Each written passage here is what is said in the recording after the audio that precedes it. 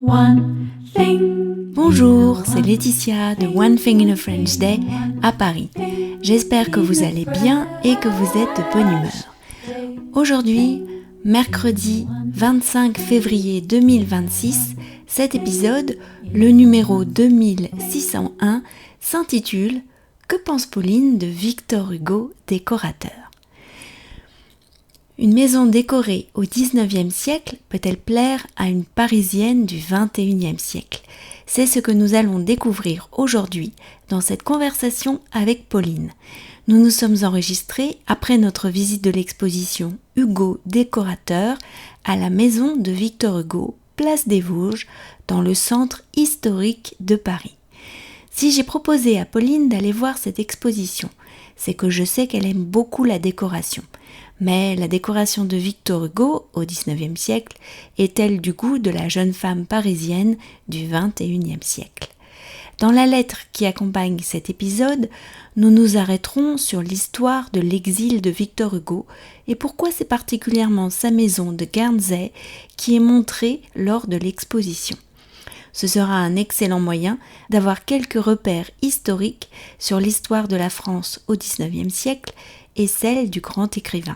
Ainsi, nous cultiverons notre curiosité.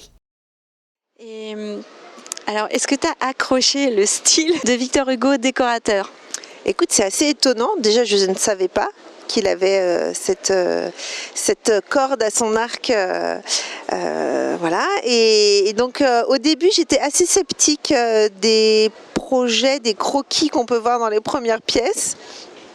Et puis après, on a vu certains meubles tout seuls, isolés, avec les explications. Donc quand même beaucoup de boiseries foncées. Voilà. Et après, on est rentré dans les vraies pièces, au deuxième étage. Et donc, c'est à la fois très chargé, très sombre, mais il y a certaines pièces où quand même, ça a son petit effet, quoi. Donc j'ai bien aimé. Alors, je ne pourrais pas vivre dans cette décoration, bien sûr, mais il y a des bonnes idées. Le plafond surtout ? Alors chaque tapisserie de chaque pièce, il n'a pas oublié le plafond, effectivement. Il a fait le plafond assorti aux 4 murs. Et puis il y a des idées autour de la cheminée. Il y a l'air d'avoir une petite obsession cheminée. Mais il y a aussi effectivement ce plafond avec et ces murs remplis d'une collection d'assiettes en faïence. En tout cas, c'est très visuel et d'un point de vue photographique, ça rend bien. Oui, c'est vrai, je suis d'accord avec toi. L'exposition était au premier étage, donc on a vu les dessins, les meubles et tout ça. Ce qu'on a vu ensuite au deuxième étage, c'est l'exposition permanente. Donc ça, les auditeurs, s'ils viennent à Paris, ils pourront aller voir ces appartements reconstitués.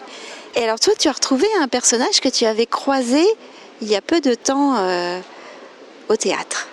En fait, on allait voir avec mon mari Florent au théâtre Marigny, donc qui est sur les Champs-Élysées. C'était une pièce, alors, je ne sais pas si on peut dire pièce, mais en tout cas, Julie Depardieu interprète pendant cette pièce Juliette Drouet. Et c'était l'une des maîtresses préférées de Victor Hugo, qui était amoureuse du personnage, de l'homme pendant toute sa vie. Et du coup, il a décoré ses appartements, enfin en tout cas les différents appartements pendant toute sa vie, donc à Paris, puis quand il est parti en exil. Et donc c'était rigolo parce qu'on l'a vu jeune, on l'a vu beaucoup moins jeune, qui est représentée là dans l'exposition. Et en tout cas, on voit qu'elle fait partie, elle est omniprésente de sa vie, quoi, à Victor Hugo. C'est vrai. Nous allons reprendre la R5 électrique pour rentrer.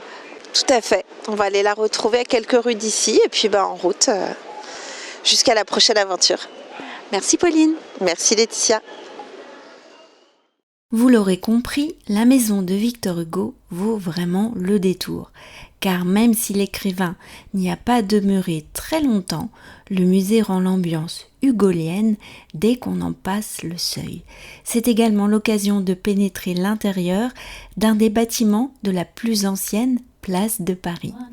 One Thing in a French Day, c'est fini pour aujourd'hui. Je vous retrouve la semaine prochaine pour un nouvel épisode de podcast.